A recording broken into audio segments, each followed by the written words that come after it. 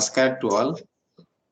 It is a special occasion to have the second webinar in the series organized by the Subir Chowdhury School of Quality and Reliability Engineering. It is our privilege to have our distinguished speakers, Professor Kishor S Trivedi, Duke University. Thank you, Professor Trivedi, for accepting our request. Commander B.K. Jetli, Chairman CQ Consultant, our member of Advisory Committee, is also among with us. At IIT Kharagpur, our school is unique in India in quality and reliability engineering and has been running master's PhD programs and industrial research for societal transformation.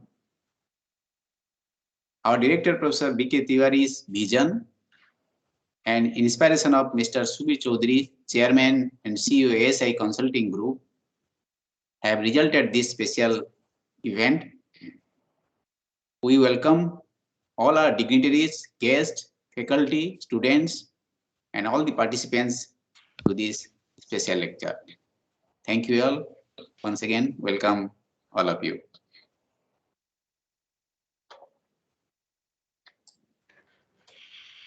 I request Professor Rai to read a brief bio of our student speaker, Professor Trivedi. Professor Rai. Thank you, sir. Good evening, ladies and gentlemen. Professor Kishor Trivedi is a Fitzgerald Hudson Professor in the Department of Electrical and Computer Engineering at Duke University, Durham, NC. He has a 1968 BTech Electrical Engineering from IIT Mumbai, and MS. He did his MS in 72 and PhD in 74 in Computer Science from University of Illinois at Urbana-Champaign. He has been on the Duke faculty since 1975. He is the author of a well-known text entitled Probability and Statistics with Reliability, Queuing and Computer Science Applications, originally published by Prentice Hall. A thoroughly revised second edition of this book has been published by John Wiley. The book is recently translated into Chinese.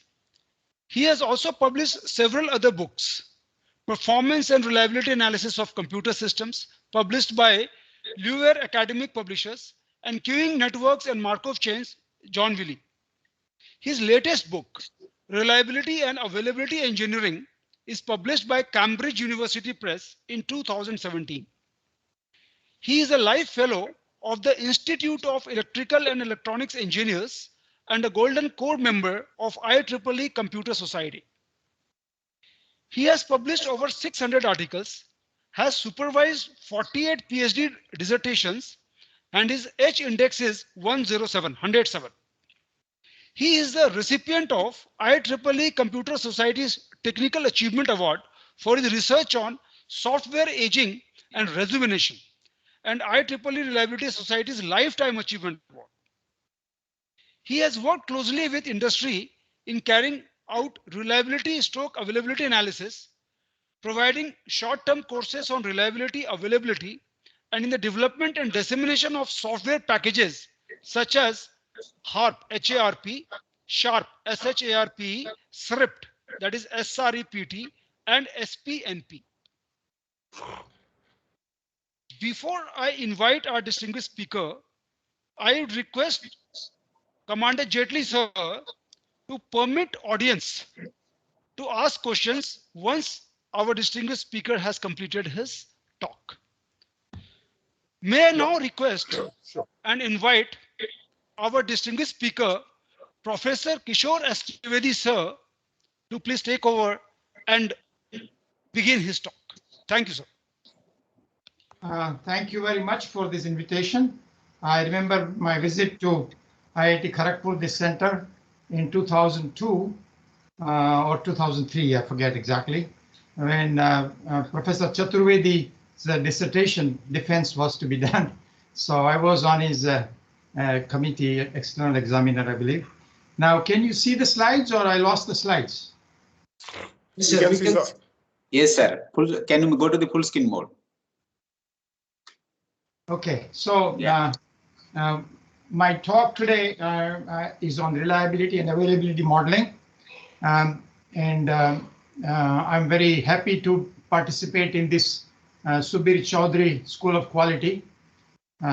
So anyway, my talk outline is first the motivation and introduction, followed by reliability and availability models of hardware software systems. And all my models are real life examples. And then I will conclude by outlining the challenges that we face in such models and conclude the talk. So it goes without saying that today we depend on computer and communication systems for just about everything we do in our life. And therefore, we expect these systems to be highly reliable and available. But on the other hand, we find that a lot of high-tech companies also offer products, services that do break down every once in a while, whether it is Google, Facebook, Microsoft, Amazon, and so on. And these continue throughout the years, that many kinds of failures do occur and downtime due to these failures do occur. And very recent example is, of course, the commercial aircraft Boeing 737 MAX software problem. And because of that, people actually died. So these kinds of failures and downtime due to failures lead to a loss of reputation of the company, a loss of revenue for the companies, possible loss of mission, in case you're talking about defense missions, and possible loss of life, as we saw in the case of the 737 MAX problem. So we need to develop methods that reduce failures in the first place and reduce the downtime due to these failures in the second place. And these failures may be contributed by hardware, software, or human beings. And there have been a number of courses in the context of computer science and computer engineering that deal with these. And these courses may be named variously: fault-tolerant computing, or dependable computing, or more recently, resilient computing. The same idea: how do you design systems that fail not so often? And when they fail, how do you make sure that the downtime is as low as possible? Now, this is not what we are going to talk about today, although we will use these ideas. But our main thrust is then, having designed systems, we want to assess their reliability and availability. And if you find that the reliability and availability of the system is not adequate, how do you improve with the minimum cost in some sense? So find bottlenecks in reliability and availability. And these methods can be used to compare at the design time various alternatives that you may have. I'm trying to get the pointer option. There's a pointer. Okay. So these methods can be used to compare various alternative architectures at the design time. And I have done that with many companies, help them decide which architecture gives the better reliability or availability. And for a given architecture, we can find bottlenecks, that is, and also answer what-if questions. And sometimes we can optimize the design as well as conduct trade-off between cost and performance and power and so on. These ideas can be also used, these methods can be used as certification time, at design verification testing time, selecting configurations among several possible configurations, and hopefully in the future, we want to be able to use these methods for tuning the system in an online control mode during operational phase. So if you want to do this reliability and availability assessment, then what are the different approaches available to us? Well, the first thing that comes to mind is do the operation of the system and observe its behavior. And this may be called a black box approach or a data-driven approach, that by operating the system, we will collect the measurement data times between failures in this case, and then we'll apply the methods of statistical inference to infer the level of reliability or availability as supported by the data that we have collected. Under this approach, the system is treated as a monolithic whole without explicitly taking into account its internal structure. Now, clearly, this method is the most believable method because the answers that you get, you can convince your boss or your customer that they are good answers. But it is clearly very expensive, especially if you consider ultra-reliable systems. For example, if you want to assess the reliability or availability of a flight control system of a plane, which may have an extremely high reliability, it will take many years of data before you can actually make useful prediction about its reliability just based on data. So I would consider that these methods, black box methods, are generally applicable to small systems that are not very highly reliable. Particularly not feasible for systems that are actually not yet available for experimentation or observation because system is under design or development. So the alternative to black box approach is what may be called white box or model-driven approach. Under this approach, and this approach is applicable when there is no data available for a system as a whole, because system is not yet available for experimentation. So in this case, we develop some sort of a probability model, and the probability model could be a reliability block diagram, fault tree, reliability graph, Markov chain, semi-Markov process, hierarchical model. And this probability model is constructed based on our understanding of the internal structure of the system, that is its components, their characteristics, and interactions among these components. And so in a sense, what we are then developing is a way to derive behavior of ensembles or combinations of components to form a system, or combinations of multiple systems to form a system of systems from first principles. So we are able to derive then the reliability or availability of this large system from the reliability and availability of its components using first principles of probability theory. And this then can be used and have been used to design to analyze a system with many interacting and interdependent components. Now, if you go this route of using a model-driven approach rather than data-driven approach, then the model can be solved in a very broad sense, either using analytic methods or using discrete event simulation. And analytic methods may be further divided into formal symbolic solution versus a numerical solution. So analytic methods help you develop the underlying equations, and these equations are solved numerically using a tool. And some people, unfortunately, call this simulation. Solving underlying equations is numerical solution of an analytic model or analytic numeric solution, as opposed to simulation, where there is no attempt done at developing the underlying equations of the system and mimicking the behavior of the system using a computer program is being done. So in my mind, simulation is quite distinct from numerical solution of analytic models. But many people confuse these two or consider this also as simulation. So as pointed out already, quantitative assessment can be done using a data-driven approach. And in this case, this may be called failure data analytics or recovery data analytics. Whereas model-driven approach can be, model can be solved using a discrete event simulation or using analytic methods. And in the future, we will see more and more hybrid approaches where part of the system is solved using analytic methods and other parts are solved using simulation. I don't see too many examples of this, but I would want to see more and more of these hybrid solution methods.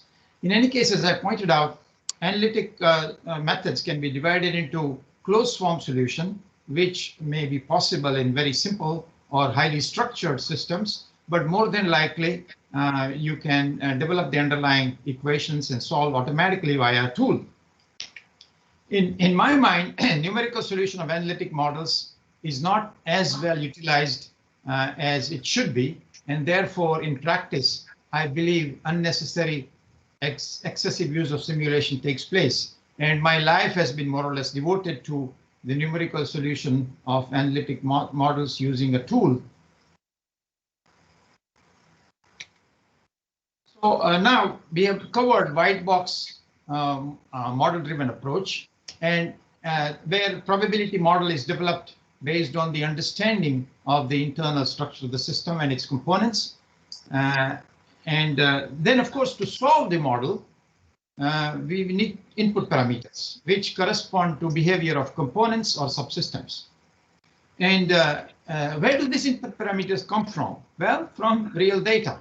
So what we end up doing in practice, in any case, is use black box approach at the subsystem or component level, and we use a white box approach at the system level. So we are really using combined data plus model-driven approach in order to solve real-life problems. And to aid the modeling of model solution and model development, there have been a number of tools that have been developed, and I have myself been involved in many of them. But one that I will be using in this talk is called SHARPE. SHARPE stands for, it's an acronym, Symbolic, Hierarchical, Automated Reliability and Performance Evaluator. And it is a stochastic modeling software for model-driven assessment. And it has been installed maybe over 1,200 sites, both companies and universities. And it ported to most architectures and operating systems. And that it is used for education. A lot of people use this in teaching such courses. I know a lot of theses that acknowledge the use of SHARPE in their research, and of course many companies in their such analysis. And just a very small list of companies that do use or have used. Boeing is one, EMC is another, AT&T is yet another, Alcatel-Lucent, IBM, in fact GE, and so on. And NEC, Motorola, Siemens, HP, Raytheon, Honda. So many companies have either are using it or have used it in the past. And the information about the tool can be obtained by going to the internet and typing SHARPE, I guess, but this is a portal. And it is a core of the internal tool that we have developed at Boeing called IRAP. So SHARPE is sitting at the bottom as an engine, one of the engines in IRAP. There is an interesting quote, though, that just because you have a good tool does not mean that your answers are always right. If you don't know what you're doing, then the answers could well be way out there, totally off. So this is a useful quote to remember. A fool with a tool is still a fool. And there is a book that describes SHARPE and the modeling in SHARPE. Although this book needs to be made into a second edition. And so I'm not sure whether I have the energy to do that, but this book needs to be updated. It was published in 1996. Since then, SHARPE and the applications of SHARPE has evolved quite a bit. So although there is a book, the book is relatively dated with respect to the tool itself. So now, having given that introduction, let's start with analytic modeling for reliability and availability. And the first group of methods that, for want of a better term, I'm calling them simple analytic methods. And these methods have also been called non-state space methods. And when I tell you what they are, then you will immediately see what I mean. And the simplest one is the series parallel reliability block diagram, or simply RBD. More complex ones are fault trees, and similarly network reliability or REL graph. Now, these particular types of models are simple in the sense they are intuitive, they are relatively easy to develop for a given system, and they are relatively easy to solve for reliability and availability of the systems. In this book, 2017 Cambridge University Press book, there's a separate chapter on each of these methods, each of these model types, with many examples and all the solution algorithms that are available for these methods. Now, there are, as I told you, there are many examples of both real life as well as simple examples of these in the book. But I'm going to concentrate on one real life example from this category of model types called network reliability or REL graph in SHARPE. And this real world example comes from my interaction with Boeing. Now, it turns out that whenever a new plane is developed by the Boeing commercial aircraft company, they have to do a reliability analysis of each major subsystem of this commercial airplane. And this analysis has to be shown to an agency of United States government called Federal Aviation Administration.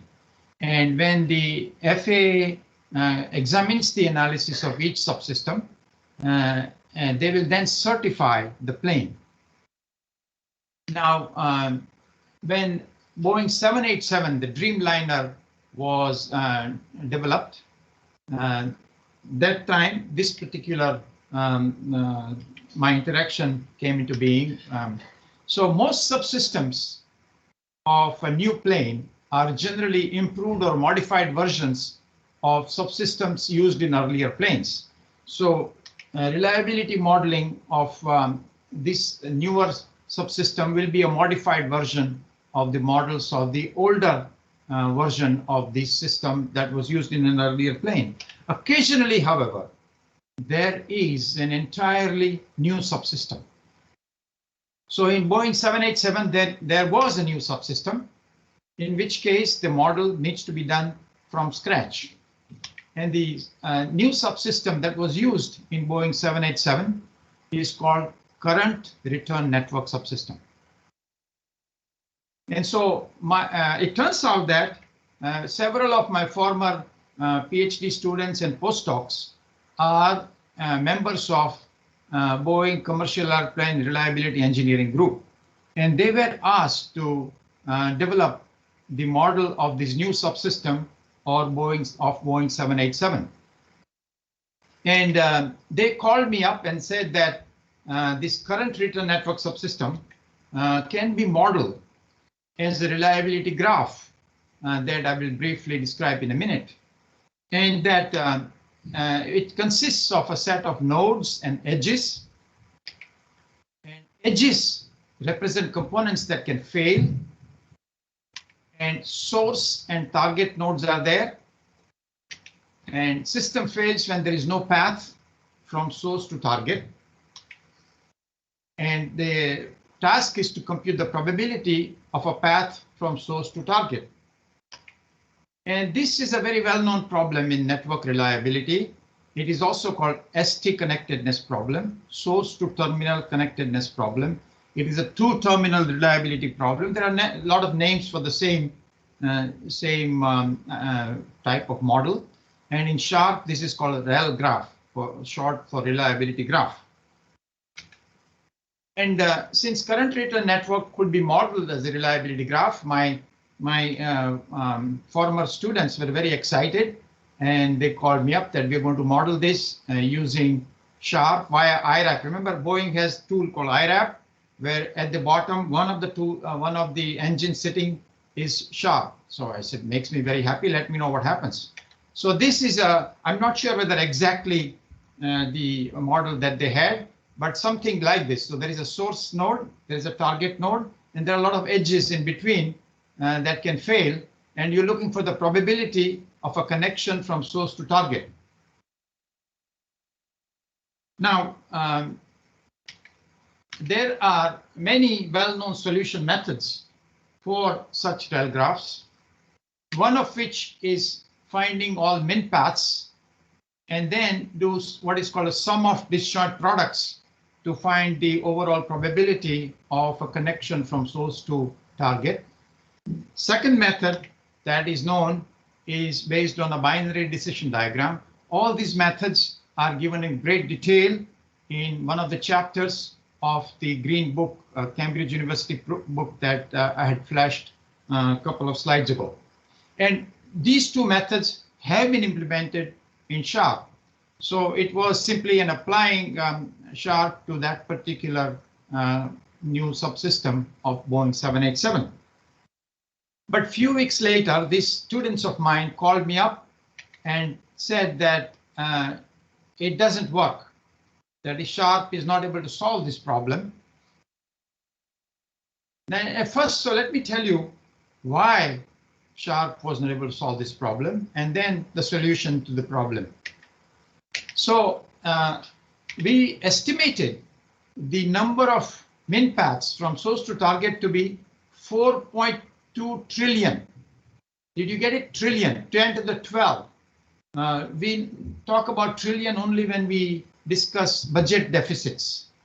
So we are, the algorithm will want to find all the min paths from source to target, which will mean 4.2 trillion min paths, and then do a probability of a union over these min paths using sum of disjoint products.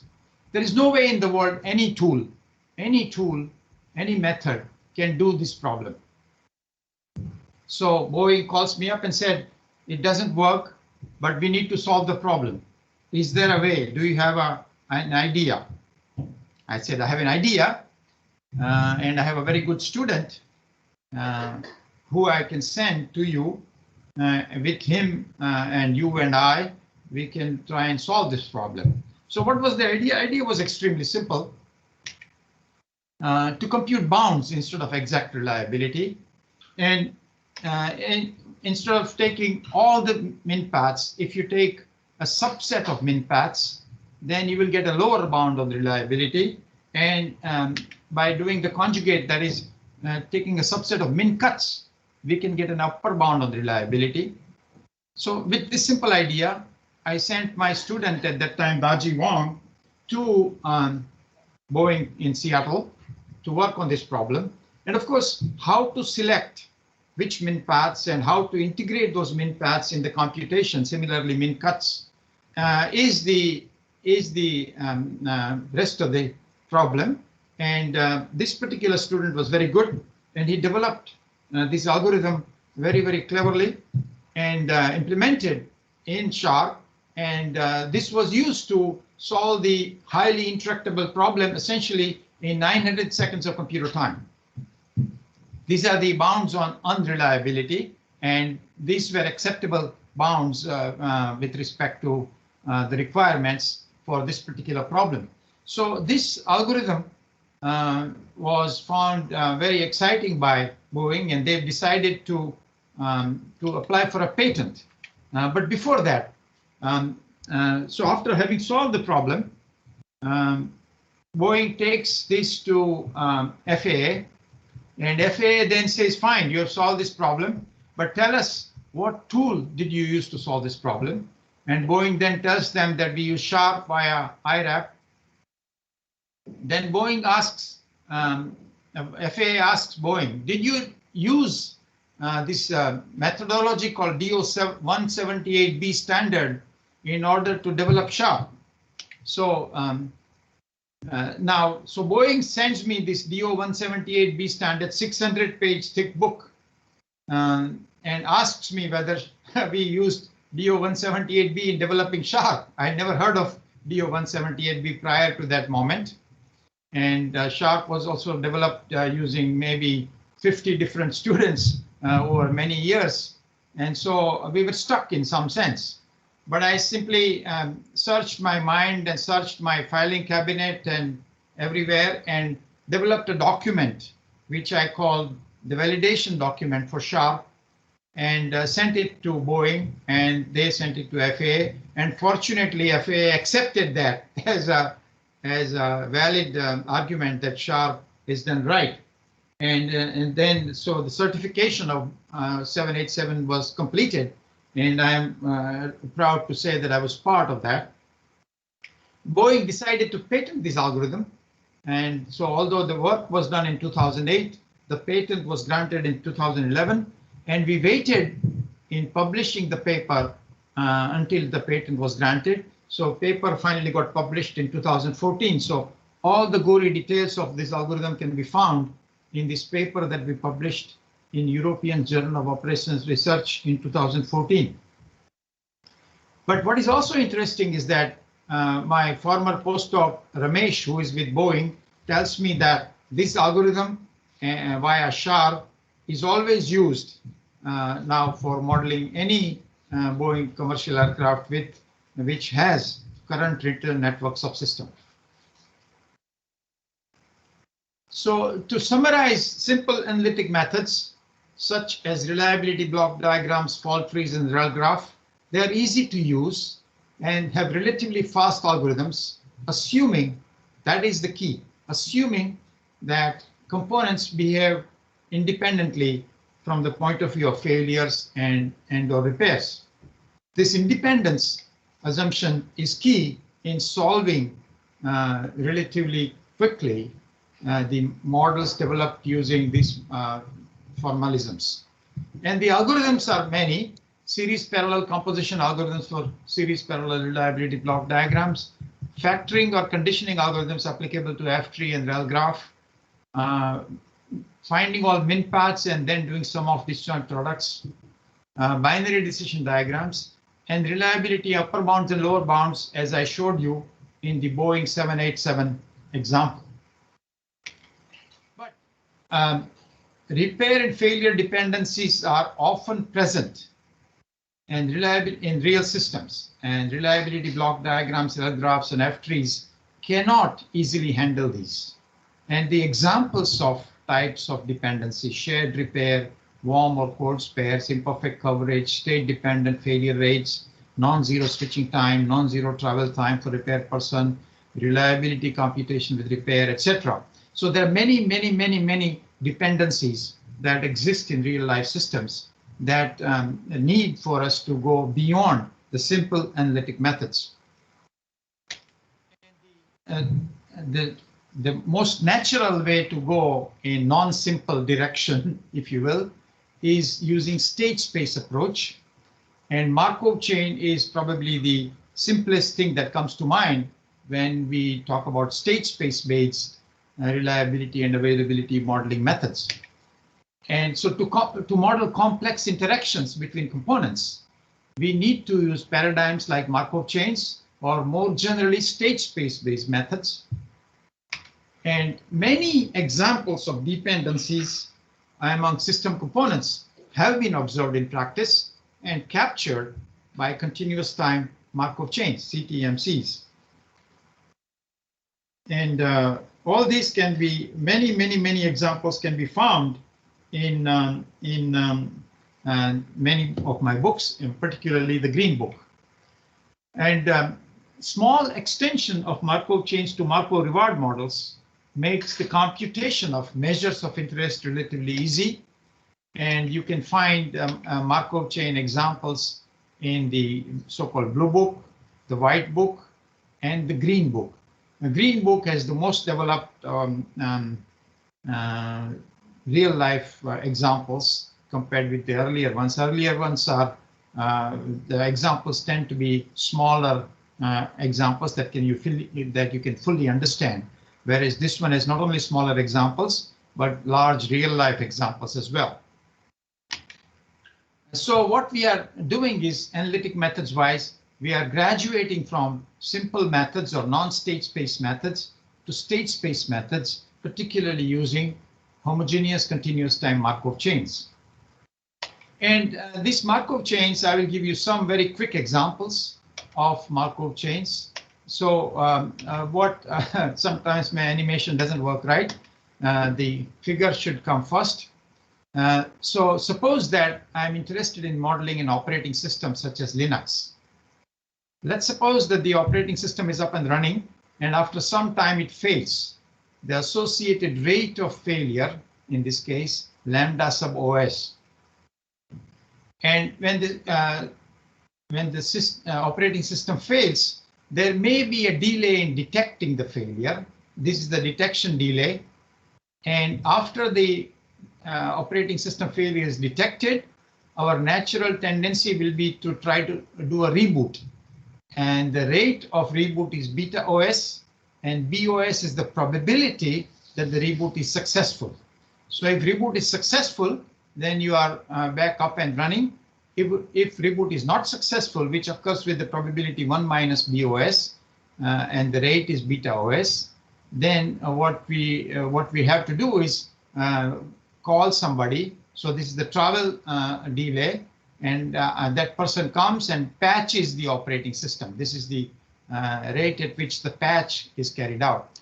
So in this very simple example, I have modeled detection delay. I have modeled imperfect coverage. That is, with some probability, reboot is successful, and with some probability, it is not successful. And furthermore, there are two levels of recovery: reboot, and if reboot is not successful, then patch or repair. So this kind of simple ideas lead to dependencies that make us use the state space methods rather than the fault tree or a block diagram.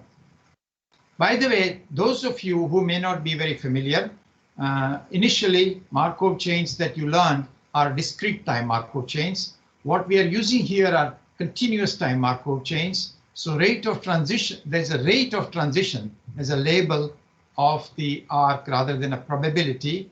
And probability multiplied by a rate is still a rate. So this is a rate of transition, although BOS and 1 minus BOS are probabilities. We had an occasion to use Markov chains when we modeled Websphere application server for IBM. And in this case, we had multiple detection mechanisms, multiple recovery methods.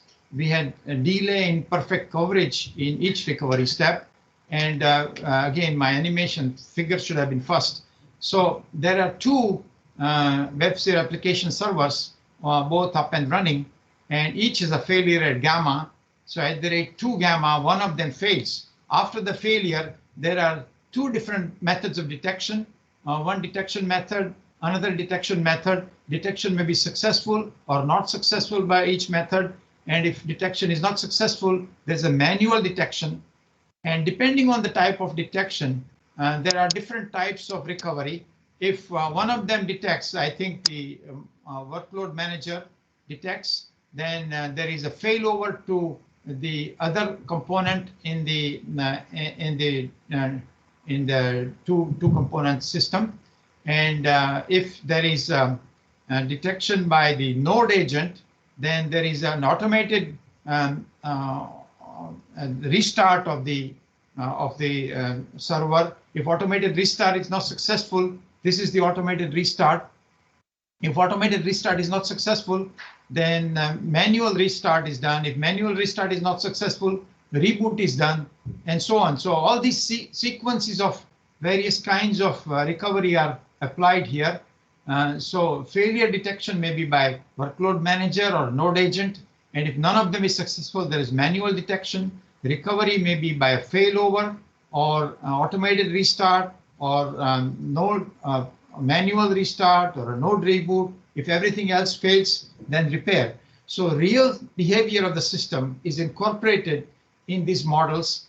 And this information about the real behavior was obtained by repeated questioning by me based on my past experience to the designers. So there was no particular document where all this stuff is sitting there. No one person knew all this. So I will ask the question to my interface person. That person will propagate the question to many different appropriate engineers within IBM. And after some time, the answer will come back. So in some sense, my modeling activity also revealed the recovery architecture of the system after a failure occurs. And these are all software failures I'm talking about.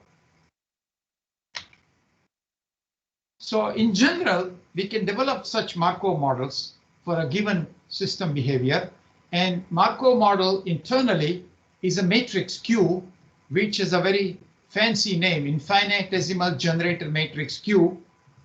And there are efficient and scalable algorithms that are known and are implemented in many software packages for the steady state behavior, which amounts to solving this linear system of equations pi q equal to 0, subject to some pi I equals 1. Pi is the probability vector in the steady state of the system. And transient behavior amounts to solving the differential equation d pi by dt equals pi t times q, subject to the initial probability vector pi 0. And the cumulative transient behavior amounts to solving these differential equation dLt by dt equals LTQ plus pi 0, where LTs are integrals of the state probability vector. By the way, Q here may be million by million, 10 million by 10 million. We're not talking about 4 by 4 or anything like that. So these tools that we are talking about can develop and solve systems of equations like this for 10 million state Markov chain. And then not only the transient and cumulative transient behavior can be computed, but also derivatives of these probabilities with respect to parameters, so-called parametric sensitivity functions, can also be computed numerically from these equation solutions. And I have seen, please make sure that if you want to implement your own code, I don't see why you should do that, because very good tools are available. But make sure that you use the right algorithms, and algorithms are given in the books that I mentioned, particularly in the Green Book. Now, when we apply these kinds of models, modeling interdependence among components is the key, and simple non-state space-based methods such as reliability block diagrams, fault tree, reliability graph do not suffice. And we need to use Markov and other state space methods. But when we try to use Markov chains for any real system, there is this state space explosion problem. The number of states that you will need to capture the system behavior into will be so large as to be impossible to even generate the state space. So state space explosion problem, if the number of components in the system can be hundreds or even thousands, then the number of states in the corresponding Markov model will be, as my grandson will say, gazillion. So this is a key problem, number of states in the Markov chain. So state space explosion problem can be avoided by decomposing the system into subsystems, modeling each subsystem separately, and then composing submodel results together into the system result. And in this way, we can use state space methods for those parts of the subsystems that require them, and use simple methods such as RBD, fault tree, and rel graph for the more well-behaved parts of the system. So we are then using a multi-level, multi-paradigm method. And this is how you solve real-life problems. So instead of just talking in theory, let me take a case study from IBM, where, so it's a real problem from IBM. And SIP here stands for Session Initiation Protocol, used for voice over IP. And the hardware platform they had was IBM Blade Center. Software platform was IBM Websphere. And IBM developed this system and wanted to sell it to a telco giant customer in US. But the customer asked IBM for models to quantify this product. They said, we understand your architecture is very nice. It has all the fault tolerance built into it, but we need some numbers. And IBM ended up contacting me to lead the modeling project. And the idea was to develop two different models. One was to quantify steady state availability of the system, and the other to quantify a user-oriented metric that they call DPM. Now, I'm going to describe very briefly only this model. I'm not going to be able to describe this model because of lack of time, but it is described in great detail in the Green Book, as well as I will give you a reference of a paper that develops this model. And when I started this exercise, this modeling project, IBM gave me this particular picture and say, analyze this. So what this picture tells me is that there are two hardware boxes. One is called Blade Center Chassis 1. The other is called Blade Center Chassis 2. And each box has 4 blades or 4 nodes. Blade 1, 2, 3, 4. And similarly in this box, 4 nodes each. And each node has an operating system, Linux. Apart from the operating system, the other pieces of software that the system has, one is called SIP proxy, and the other is called AS, which stands for Websphere Application Server. Sometimes we call WAS, or sometimes we simply call AS. And 2 copies of SIP proxy are used, 1 in each box, and 6 copies of application server in each box, with 12 copies overall. Furthermore, App Server 1 in box 1 is coupled with App Server 1 in box 2 in what is called a replication domain. So there are 6 replication domains over 12 app servers. Now, so to summarize the architecture, hardware configuration wise, there are 2 blade center chassis, 4 blades each, and then they told me that 1 chassis would have been enough from the performance or throughput perspective, but they use 2 chassis for redundancy. Software configuration wise, they use 2 SIP proxies, although 1 would have been sufficient from performance perspective. 6 would have been enough for app servers from the performance perspective, but they are using 12 for redundancy. So, and each instance of the app server forms a redundancy pair or a replication domain with was installed in another node on a different chassis. So a system has both hardware redundancy and software redundancy.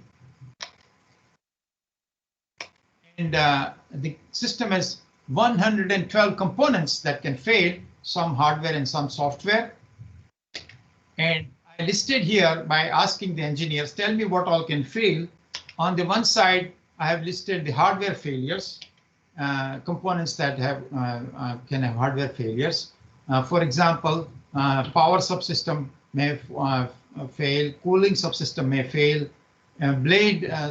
each blade may fail, and blade is memory, NIC, CPU, etc. Mid-plane can fail, network can fail.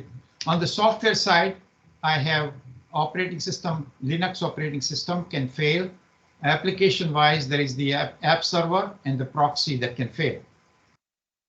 Now, since it has 112 components, if I want to model dependencies, the Markov chain will have at the minimum 2 to the 112 as the number of states, which is too large to capture. So obviously, we are going to not do that. So availability model of SIP on Websphere, single monolithic Markov model will have an extraordinarily large number of states. So we use a multi-level approach where subsystems at the lowest level model using Markov chains to capture dependence within subsystem, and fault trees used at the higher levels as independence across subsystems can reasonably be assumed. And so this is an example of a multi-level model composition where a single monolithic model is not constructed, stored, or solved. Each submodel is built and solved separately, and results are propagated up to the higher levels. And our software package SHARPE facilitates such multi-level model composition, both description of the models, development of the models, as well as solution. So what we are at a higher level, we started with simple methods such as block diagrams, fault trees, and reliability graph, which provide efficiency and simplicity. Then we moved to state space methods to capture dependencies, and now multi-level model composition to avoid largeness. And so I will only give you a brief idea about, and there are two books that deal with this multi-level modeling in great detail. The old book, SHARPE book, and now Green book has a tremendous amount of material on this multi-level model composition with many real-life examples.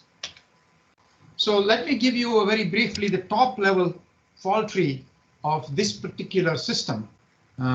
Remember that I told you that there are two SIP proxies, and one SIP proxy would be enough for system to work properly.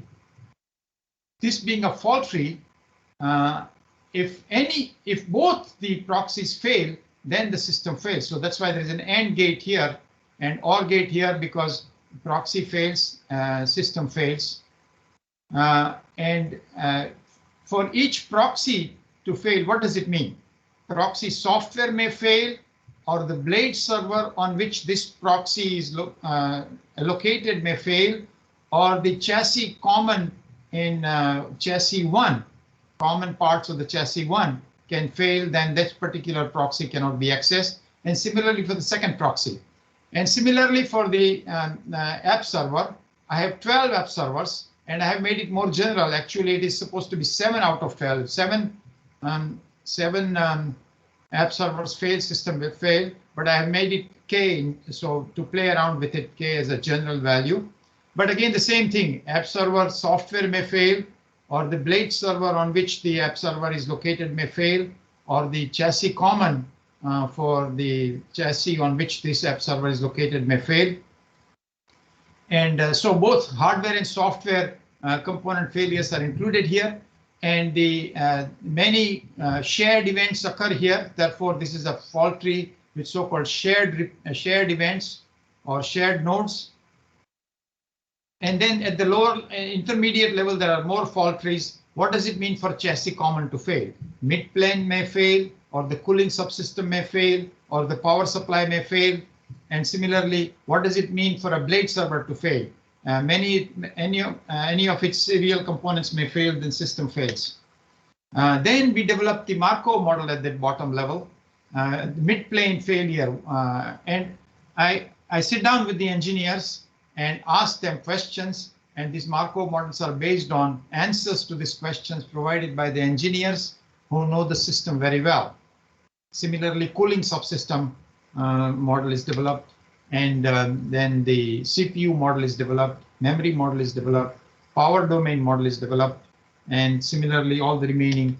And then the availability model of the RAID, the disk subsystem. Operating subsystem model I had already shown you a while ago. And I have already shown you the app server model, which is also the same model for proxy. And what was impressive to the customer, IBM's customer, is the care we took in reflecting the details of system behavior in the model. So, for example, app server and the proxy server, we took into account delay and imperfect coverage in each step of recovery, use of restart, automated and manual restart, failover to an identical replica, reboot, etc., etc. All details of gory details of detection and recovery were modeled. And you can see the overall model as in this cartoon. The lower level Markov chain supply the results to the intermediate level fault trees, which then supply to the overall fault tree.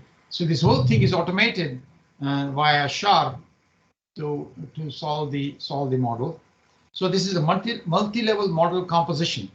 A single monolithic Markov model will have too many states. It is never developed. And so this is largeness avoidance.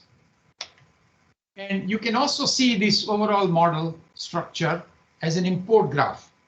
All these submodels, Markov submodels, supply their results to the top level fault tree. And this we call an import graph. Each node in the graph is a model.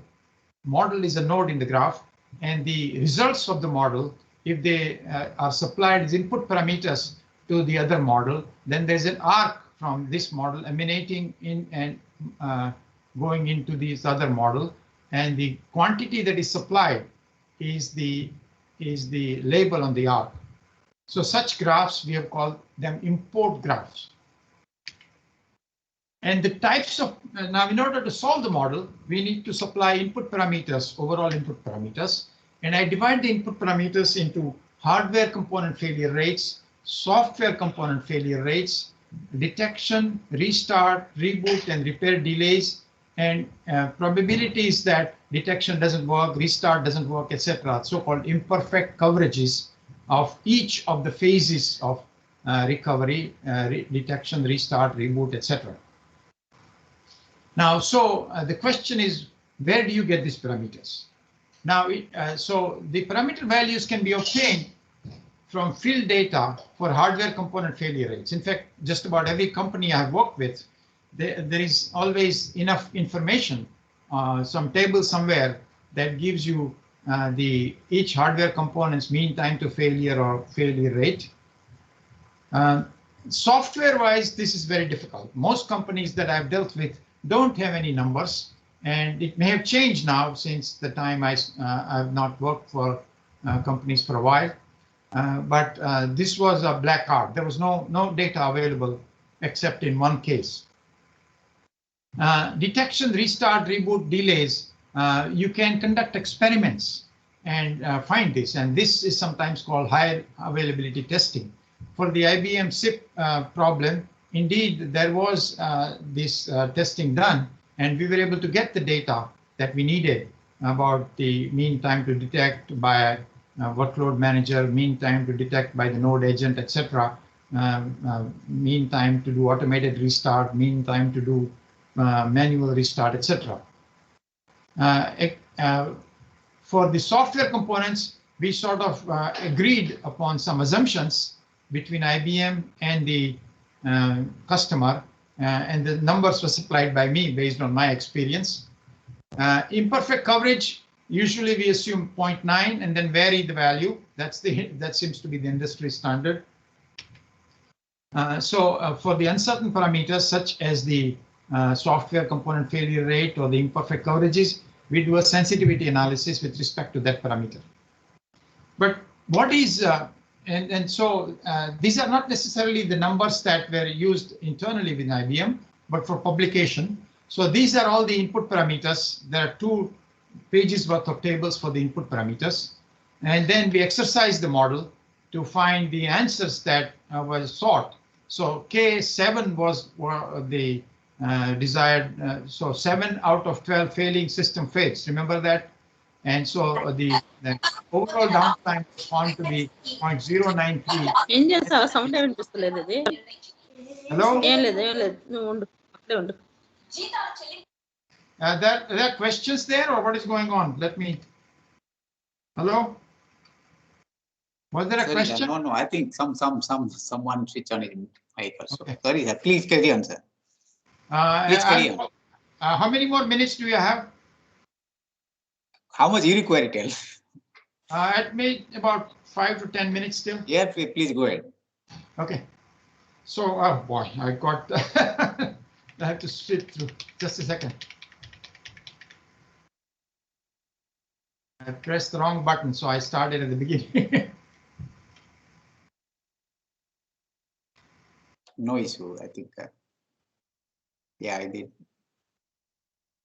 Okay, so the answers are obtained, and it tells you the total downtime in minutes per year for the system, as well as what are the contributors to this downtime: operating system versus hardware versus proxy server versus app server. And if your requirement change, then you say, for example, 1 app server failing out of 12 system fails, then your numbers change quite a bit, of course. And the contributions, major contributions also change. So you can find out the bottleneck. In this case, the bottleneck is the operating system. So if you wanted to improve the behavior of the system as a whole, then you need to concentrate first on the operating system, and then the proxy server, and then the hardware. So hardware contribution is almost nothing. So availability model of SIP on IBM Websphere, we developed a very comprehensive availability model with hardware and software failures, hardware and software failure detection delays, software failover delay, escalated levels of recovery, the automated manual restart, reboot, repair, imperfect coverage in all phases of recovery, and many of the parameters collected from experiments, some obtained from tables, and few of them assumed, and detailed sensitivity analysis to find bottlenecks and give feedback to the designers, and developed a new method of computing defects per million, which is taking into account interaction between call flow and failure and recovery, retry of messages, and this is an old slide. This model will be published now. It has been published many years ago. But what is most interesting to me is that our two models that we developed were responsible for the sale of the system by IBM. So this model was very successful because the customer decided to buy the system, and they said one of the major reasons was the models. And so these kinds of models, as I said, can be captured by this high-level import graph, where each node in this import graph is a model, overall, or a submodel, if you want to call it that. And if the output of a submodel is needed as input to another model, then there's an arc with a label indicating what is the quantity that is passed. So such things are called import graphs. So now let's talk about multi-level model composition in general. There are many ways to decompose the model before doing this multi-level model composition. So if you think about the matrix Q of the Markov chain, then you can decompose the matrix. So matrix level decomposition can be done, or you can develop a higher level model based on stochastic P3 nets, for example, and do the decomposition at the model level. But more than likely, you are doing decomposition at the system level, as we did in this particular case, SIP exercise, where the decomposition was done at the system level, and then each subsystem was modeled, and then it was combined together at the system level. So what we also need to do is a formalism of such multi-level models, meta modeling language, if you will. There have been some attempts, but a lot more work is necessary in doing this in order to make this mature and usable in practice.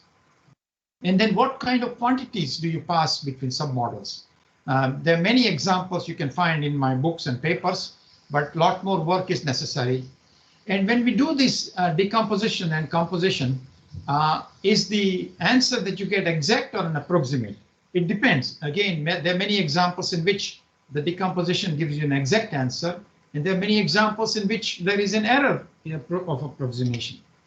If the answer is approximate, can you bound or estimate the errors of approximation? That's an open question. In some cases you can do, but many cases you can't so far. But another very, very important question is that if you develop the import graph that I showed you in this particular case, the import graph, if you're lucky, may have no cycles in them, in which case you can think of this as a hierarchical composition. But if the import graph has cycles in it, then the problem becomes a little bit harder, and it requires what is called a fixed point iteration. And so you can divide the multi-level models into hierarchical composition, where import graph is acyclic, or when the import graph has cycles in it, you need to carry out what is called fixed point iteration. In the Green Book, the 2017 Cambridge University Press book, there is a separate chapter on hierarchical composition and separate chapter on fixed point iteration. This may be the only book that provides that.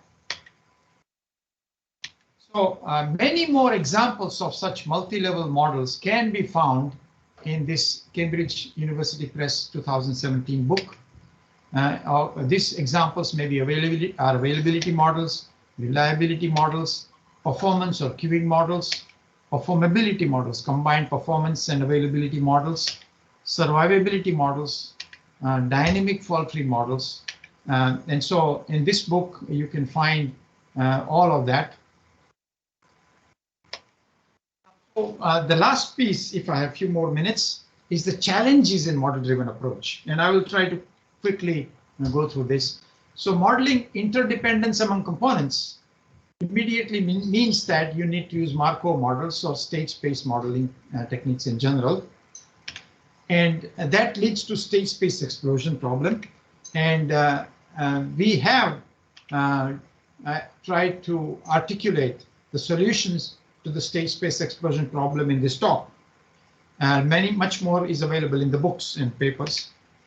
The second very interesting idea that I didn't develop here is that system reliability and availability do not suffice in real life systems, and we need user-oriented or service-oriented measures. And starting point in considering service availability in my mind is a very interesting paper by Barlow and Hunter in 1961, which comes under the notion of interval reliability. And we have developed that further in this obscure, not so well-known journal, IJRQS, modeling user-perceived service reliability based on what we call user behavior graphs.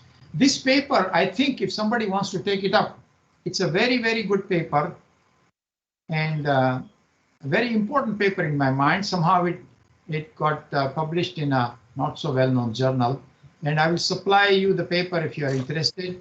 I would love for some young minds, some bright young minds to see how this can be used further. There's a small version of this is what we used in some sense in developing the DPM model for IBM's telco customer at that time. And that work got published in the ISSRE 2010, computing the number of calls dropped due to failures. And so in this DPM computation, I won't go through details, but it is very, very, very interesting in itself. And I would urge people to look up this paper, ISSRE 2010. And a journal version also got published later, but anyway. So far what we have talked about is service-oriented or system or service-oriented measures, and a lot more work is necessary on this.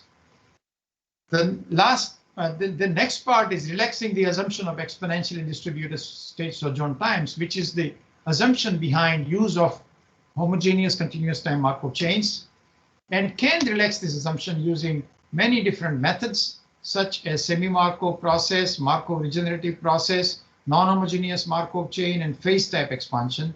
Once again, in the Green Book, there is a separate chapter on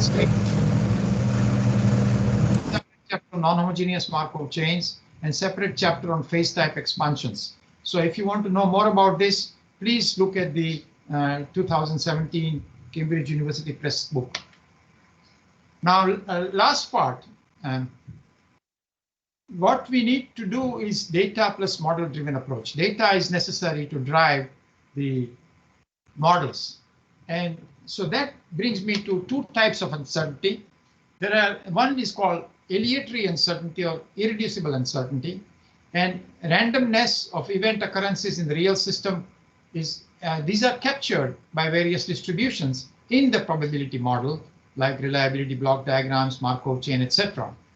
So model-driven methods account for the aleatory uncertainty, the real uncertainty that is there in the system behavior itself. But the second kind of uncertainty is the uncertainty in the model input parameters. And this uncertainty is called epistemic or reducible uncertainty. And this is introduced primarily because in collecting the data on the subsystem failures, the sample size will be finite, and therefore the parameters that you get are uncertain, and uncertainty is quantified usually by the confidence interval. So data-driven methods account for epistemic uncertainty. The model-driven methods account for aleatory uncertainty. We need to combine these two, and this combination, propagating epistemic uncertainty, has been studied a little bit And I'm not going to go through details, but I can show you the papers where this is done. And propagating epistemic uncertainty through aleatory models is a very, very interesting topic that I would like the young minds to concentrate on. And there is some initial work that we can supply. And I won't go through details of all this because there is lack of time. But the same example of IBM SIP application has been carried through in this another paper here, where we use this this idea and finally carry through and find the so this paper, Misra and Trivedi paper in International Journal of Reliability and Quality and Performance in 2011 gives you the uncertainty propagation, epistemic uncertainty propagation through the complex aleatory model for IBM SIP exercise. So to conclude, system reliability and availability models, techniques and software packages are available for the construction and solution of reliability and availability models of real systems, including hardware and software failures and repairs. System decomposition followed by hierarchical model composition is a typical approach. And modeling has been used to compare alternative designs and architectures. I myself did that for Cisco. I myself found bottlenecks at Sun Microsystems, at certification time at Boeing, as I showed you, at design verification testing time at IBM, as I showed you. I've done something similar for configuration selection phase at digital equipment. I would like to see more and more of use of these techniques during the operational phase for online control and tuning for system availability and reliability. System reliability and availability models types in use are simple non-state space models, block diagrams, fault trees, and reliability graph. State space models based on Markov chains or stochastic petriness, I didn't get a chance to show you. Semi-Markov and Markov regenerative and non-homogeneous, I didn't get a chance to show you. Hierarchical composition, where top level model is usually a block diagram or a fault tree. Bottom level models are usually Markov chains. Fixed point iteration, I didn't get a chance to show you. Solution types may be analytic closed form or analytic numeric using a software package or simulative. In the future, more and more hybrid.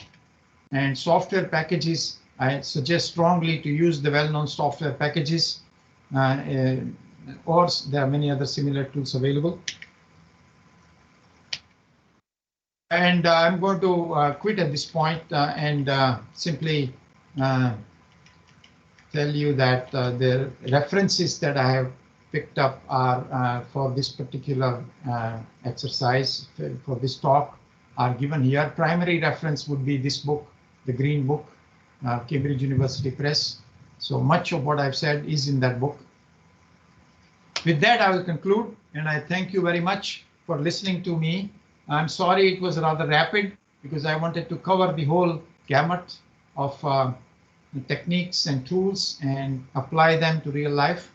But I'm open to questions, criticism. Fortunately, in Zoom, you cannot throw eggs and tomatoes if you don't like the talk. So, because if you throw the eggs, your own screen gets destroyed, right? not my face. Correct. Actually, these days people throw shoes, right? If they don't like what the chappals. But you will hit your own screen. So I request the attendees, they can raise their hand using this facility in MS Team to have any question. Any questions by anybody, please raise your hand. Yes, Saurav, please go ahead. Saurav. I see. Hello, Vishal sir. Kumar. Hello, sir. Yeah, Can you please. hear me? Yeah. I can hear please go you. ahead. Can you speak up a Yeah. little? I'm a little hard of hearing. You know, I'm an old man. Okay. So thank you very much, sir. Actually, I have read so many of your papers regarding GSPN and SPN based reliability modeling. So, sir, what I have observed here, you have not considered the hardware software dependent failure.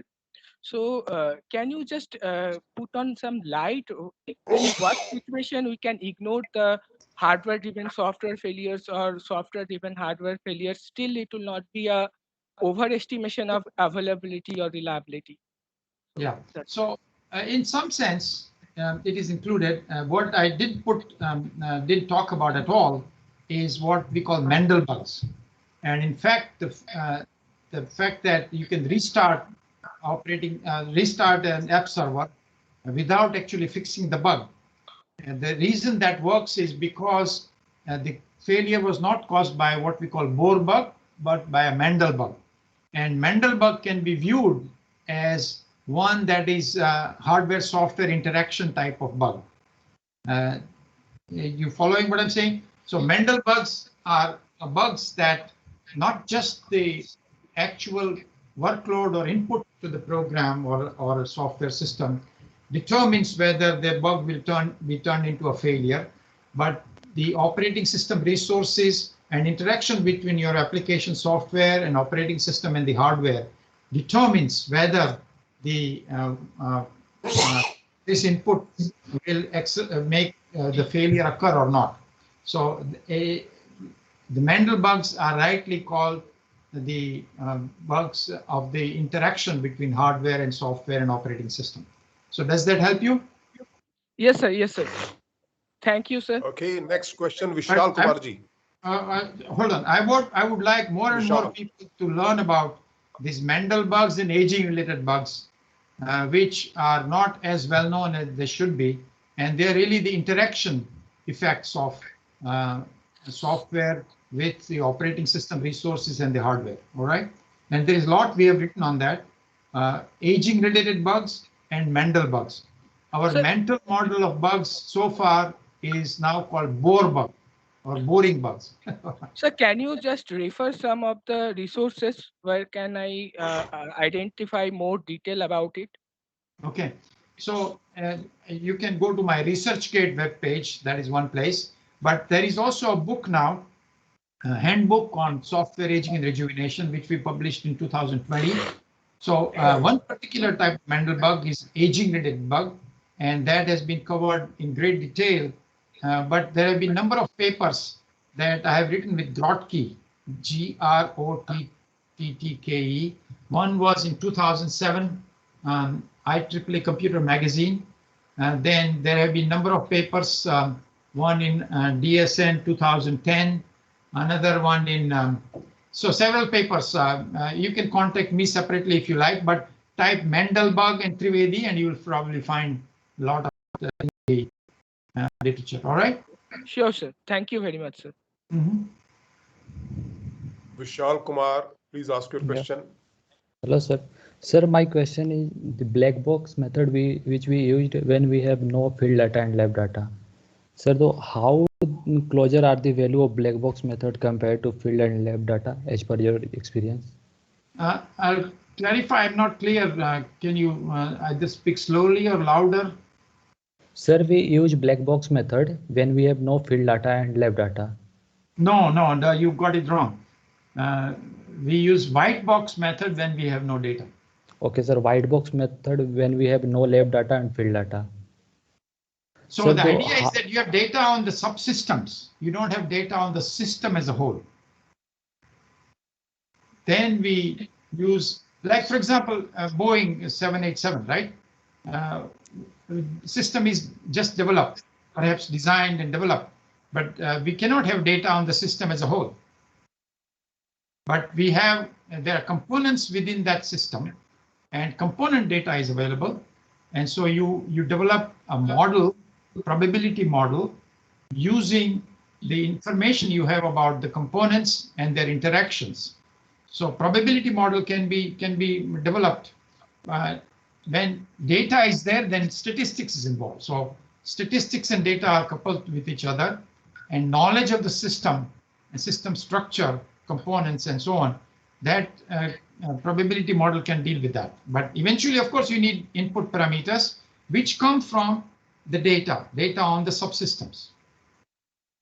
Does that clarify or confuse? I'm not sure. Sir, how this value are closer to the real data and lab data value? Say that again. Sir, how this value obtained from black box, white box method and the value which we obtained from lab data and field data, how these value are close to each other? as per your experience? So are you familiar with any white box model? Have you done any model first? No, sir, I have heard now, sir. So when you do a model, so for example, your this SIP exercise, I identify each component in the system, right? And then based on that, so for example, power subsystem model has two power domains, two power supplies, and each power supply has some failure rate or mean time to failure. After one of them fails, there is with some probability both of them can fail at once. That is called coverage. And so each of these is a parameter in my sub model of the power domain, right? I have a failure rate of the individual power supply. I have coverage probability. I have field travel time, field service travel time, actual repair time. All these are parameters input to my model. This model is a white box model. If I solve this model, I will get the overall reliability or availability of the power supply power domain. But in order to exercise this model, I need these parameters: individual power supply failure rate, time to travel for the field service, time to repair. These are input parameters. These input parameters I assume are given to me, and these presumably come from some data that somebody has collected. So the statistics is involved in that data collected at the lower level, from which these parameters are estimated. Now, these models, the white box model, take these as input parameters, and then they solve the model to get the overall system reliability or availability. Are you following? Now, Yes, sir. Yes. Yes, sir. Okay, next question, Mr. Vishwanand. Yeah. So, Mr. Vishwanand, am I audible, please sir? ask your First of all. Yeah, you are. Yes. Yeah. So, so the question is regarding, like you mentioned about doing a Markov analysis or the state space diagrams for the lower subsystems and doing an fault tree and the simple reliability block diagrams for the bigger subsystems, right? Now, what if I just follow the simple method like fault tree for the entire system, and how closer will I be to the actual cases when I don't do that Markov analysis in depth?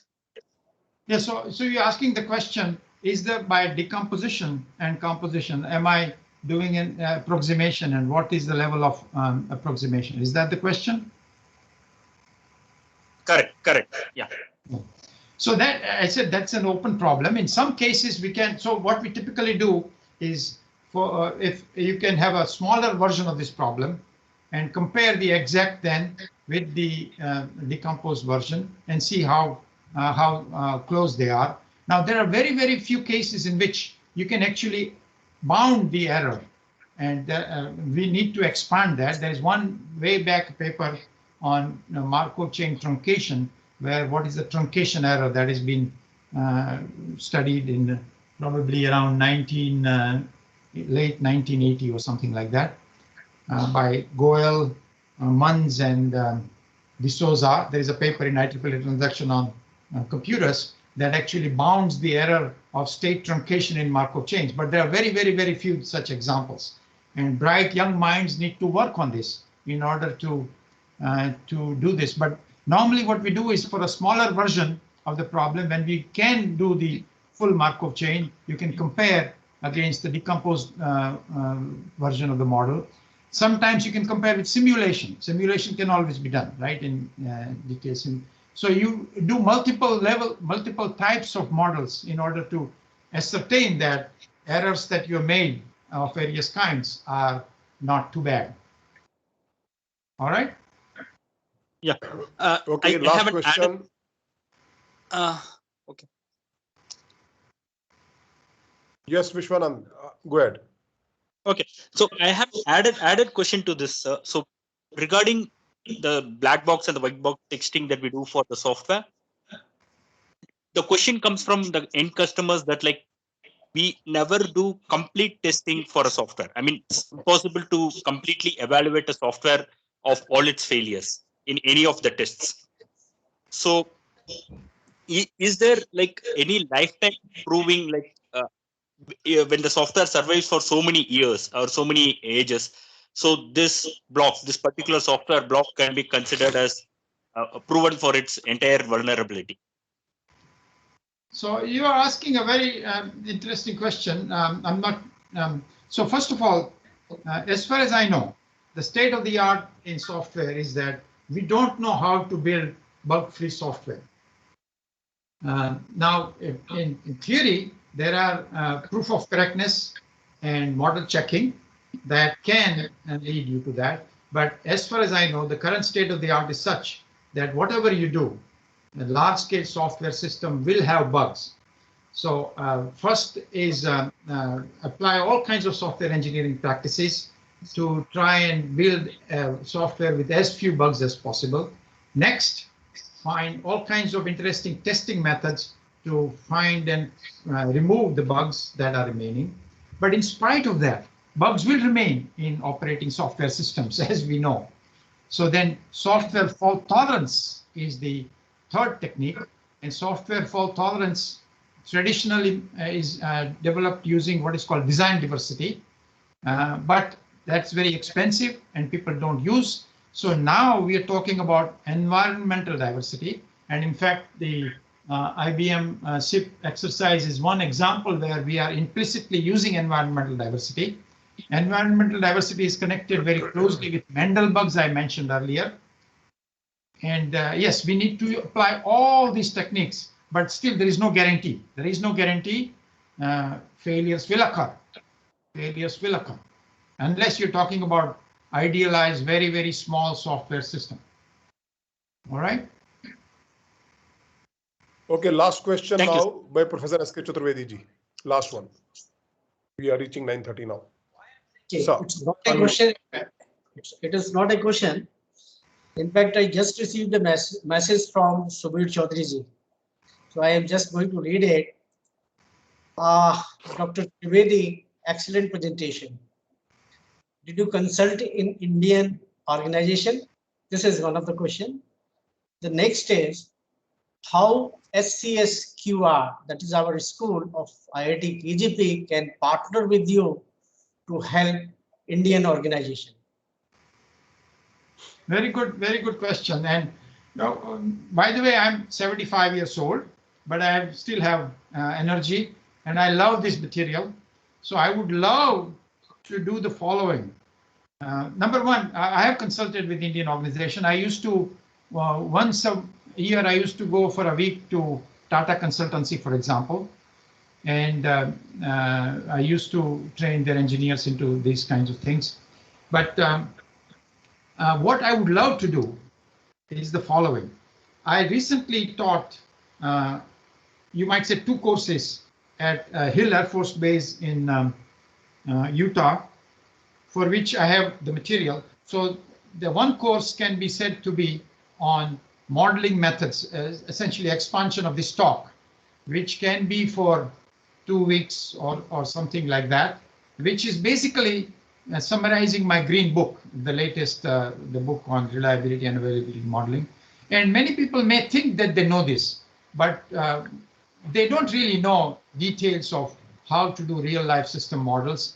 And both aspects, depending on what is to be emphasized, the solution methods. Now, again, solution methods wise, only I was 2 days ago, I was in a conference in reliability, availability, maintainability symposium.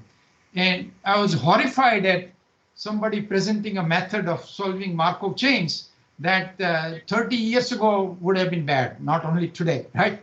So everybody thinks, oh, it's a Markov chain, I can easily write a solver. Please don't do that. And if you really want to do that, read the right sources, okay? There are terrible sources, please don't go to them. So I would love to be able to teach at IIT Kharagpur or somewhere in India a course on reliability and availability modeling in practice, primarily based on the Green Book, if you want to call it that, which is expansion of what I talked today. But the second, very, very important, is how to make software more reliable. I'm going away from simply software reliability, how to make software more reliable. And clearly, I'm not an expert on each aspect of that. I know a few of these aspects, but what I managed to do is to call on 23 different experts on different aspects of this thing and develop that course I did that at Utah, and currently I'm teaching at Duke. So I have many guest lecturers on each of the subtopics. What is interesting is that these guest lecturers themselves don't know the existence of the other stuff. So it is spanning over such a broad range of ideas within this domain of how to make software more reliable.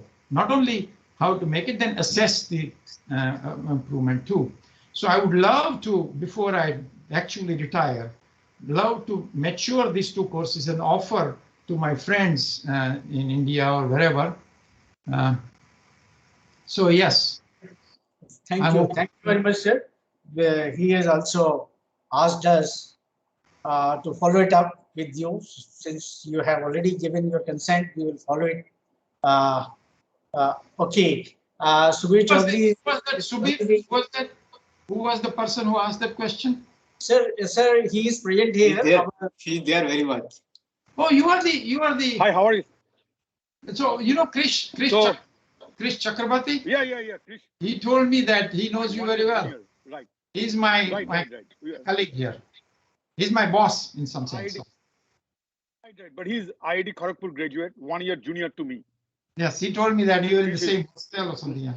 He's a wonderful guy. Right, same, yeah.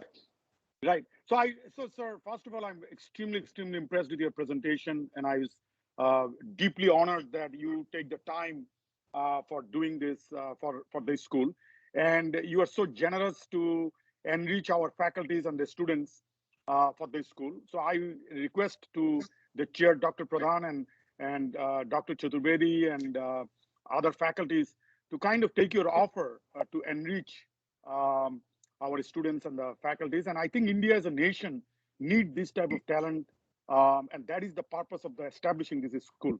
So I think the more like the course you are planning to offer, even feel that after not only the offering the course, but I also feel that how some of the faculties who consult in India, in Indian organization, can take this and kind of engage you and write different proposals to bring this in Indian organizations. I believe that lots of, especially the NRIs in US, like professor like yourself, there's a lot of people wants to give back, and this is a kind of a platform that where we can transfer our knowledge.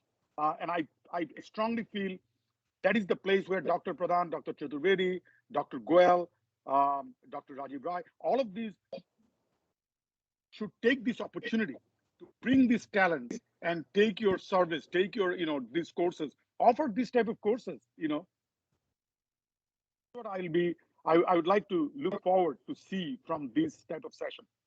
And in fact, what you mentioned, very interesting. So whenever I have done a real life model, like the Boeing or the IBM model, the student who works with me at that time, that training that they get of observing how I'm doing this, I would want to also replicate that. So let's say suppose somebody in Defense Department or I don't know wherever has a real life new system being developed, complex system being developed for which they have a requirement on reliability and availability. Suppose I go with them and one or two faculty or graduate student comes with me, the appropriate ones. I think that when they learn that, how this real life interaction takes place. So once again, I'm getting old. So if you want to do it, I'm still able to, but I don't know how many more years it will be possible. But I'm really open to this, and I'm not looking for any return in some sense. I have enough to live on, and I don't need any other anyway. Right, please go on. So Dr. Pradhan, I think Dr. Pradhan is you being the head. This is the thing I was talking to you the other day with the deputy director, that you can write a letter and include Dr. Trivedi's bio and his accomplishment with IBM, with Boeing, all those things to the defense or different Indian organization executives. Because even Dr. Trivedi is a very renowned faculty in Duke, right? And his tremendous experience with IBM and all these Boeing and all these companies. You write to them, and then tell them, hey, we have this type of expertise who are helping in American organizations that where we wanted to bring it to India. that type of letters to them and feature these people, and maybe they might be interested, saying that, hey, we'd be very interested. And then that can become a big project for IIT Kharagpur. See, this is the type of opportunities you have to take the leadership role and you have to write this. That is the only way India will enrich. And I think even today I'm watching like more than 100 people are attending. Some of these students, they are very excited about this. So even a course like Dr. Trivedi can be attended very well by a lot of the students within the department. So, you know, this is a fantastic opportunity. I really appreciate it, Dr. Trivedi. No, thank you very much, sir. Thank you very much. Yeah, it is really very enriching and thrilling, Dr. Trivedi. So we are excited with that to have this opportunity to for these collaborative things and so as best as possible. And as Subirji mentioned, with its all throughout, you can say that the motivations and putting efforts and everything to for the growth of these things. His vision is for Indian challenges and mitigating that. So we believe you can say that with this initiation and dialogue today, we'll be moving forward. We'll come back to you can say that soon. You can say that with all our team members. And so thank you. Yeah. Now I request Professor Arun Rai to give a vote of thanks. Professor Rai. Right, Rai sir, you are muted.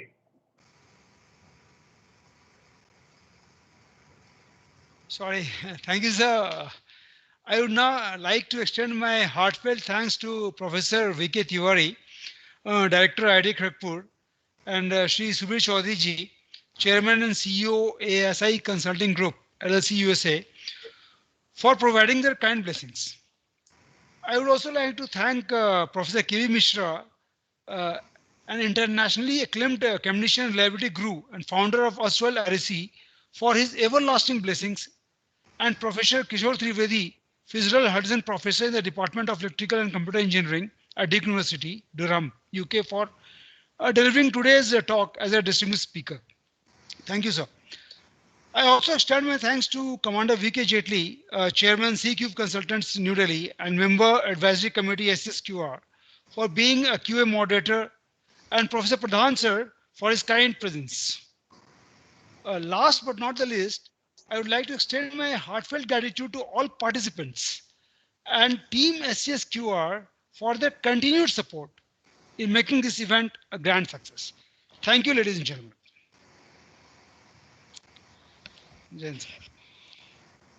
With this, we can disperse now. Thank you, Trivedi Thank sir. you. Thank you, everybody. Okay. Thank you. Thank you, sir. Thank you, Let's see, sir. namaste. Thank you, sir. Thank you, Trivedi ji.